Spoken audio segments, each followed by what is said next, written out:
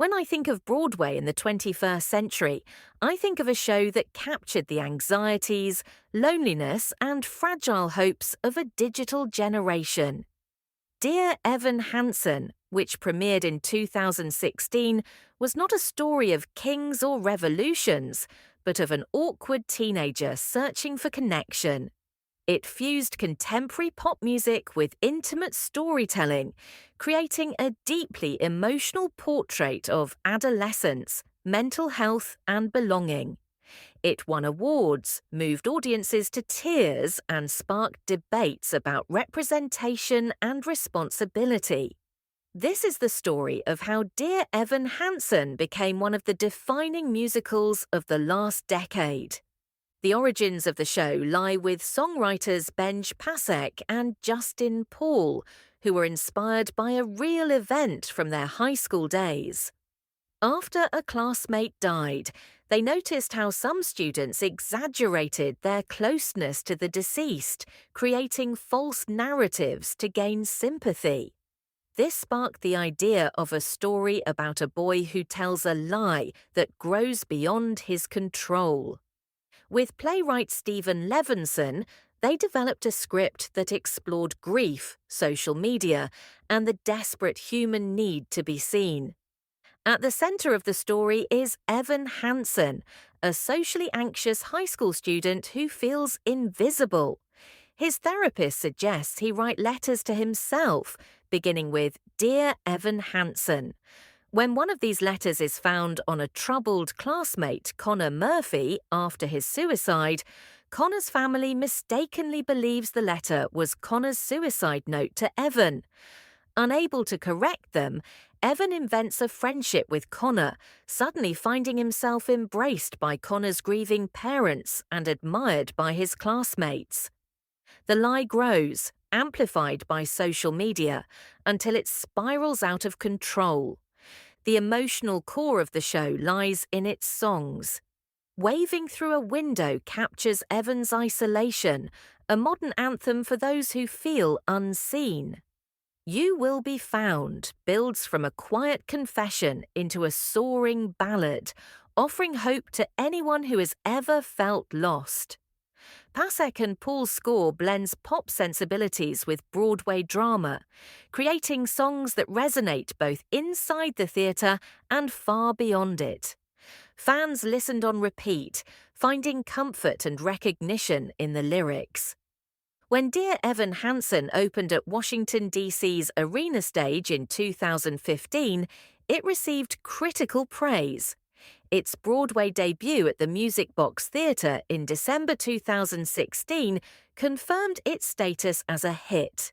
Ben Platt's performance as Evan was hailed as a tour de force, raw and vulnerable. Audiences wept nightly, connecting deeply with the show's themes. The production won 6 Tony Awards in 2017, including Best Musical and Best Actor. In 2018, it received the Grammy Award for Best Musical Theatre Album. But beyond accolades, the show struck a nerve in society. It confronted issues of teen suicide, mental illness, and the pressures of social media in ways Broadway had rarely attempted. For many young fans, Dear Evan Hansen felt like a mirror, reflecting struggles they knew too well. For parents, it opened conversations about anxiety, depression, and communication. The show sparked partnerships with mental health organizations, bringing its message into schools and communities.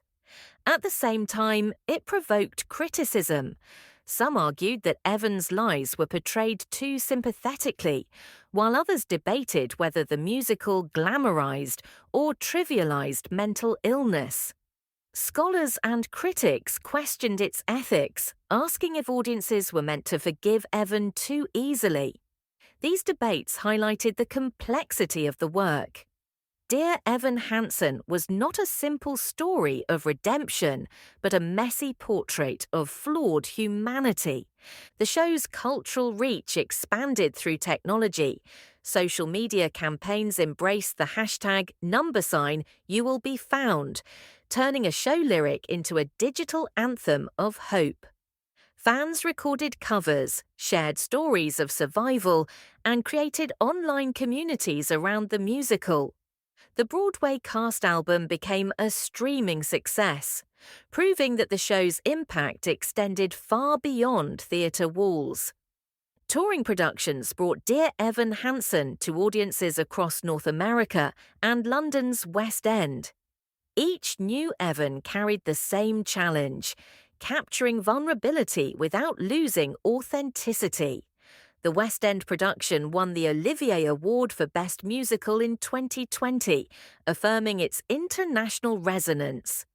In 2021, a film adaptation was released, with Ben Platt reprising his role. The film received mixed reviews, with critics questioning its cinematic execution and the decision to cast an older Platt as a teenager.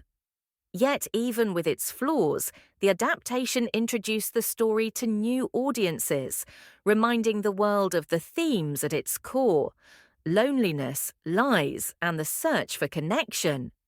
Financially, the musical was a success, recouping its investment quickly and grossing hundreds of millions in ticket sales. Merchandising, cast recordings, and the film adaptation added to its economic impact. But more importantly, Dear Evan Hansen left a legacy of conversation. It showed Broadway could tackle sensitive contemporary issues with honesty, even if imperfectly. What makes Dear Evan Hansen enduring is not its plot twist, but its emotional resonance. It gives voice to the voiceless, offering recognition to those who feel unseen. It shows how technology can amplify lies, but also how it can spread hope. It asks audiences to consider the cost of silence and the weight of being found. Looking back, Dear Evan Hansen stands as a landmark of modern Broadway. It reminded the theatre world that stories of ordinary teenagers could matter as much as stories of kings and revolutionaries. It proved that pop-infused scores could dominate both Broadway and the charts. And it forced conversations about mental health into the spotlight, where they continue today. When I think of Dear Evan Hansen, I think of more than a musical. I think of audiences crying together in the dark, of teenagers finding themselves in a song, of parents holding children a little tighter after the show. I think of a story that dared to expose pain and, in doing so, offered hope. Dear Evan Hansen was not just a hit. It was a lifeline, reminding us all that even in our loneliest moments, we can be found.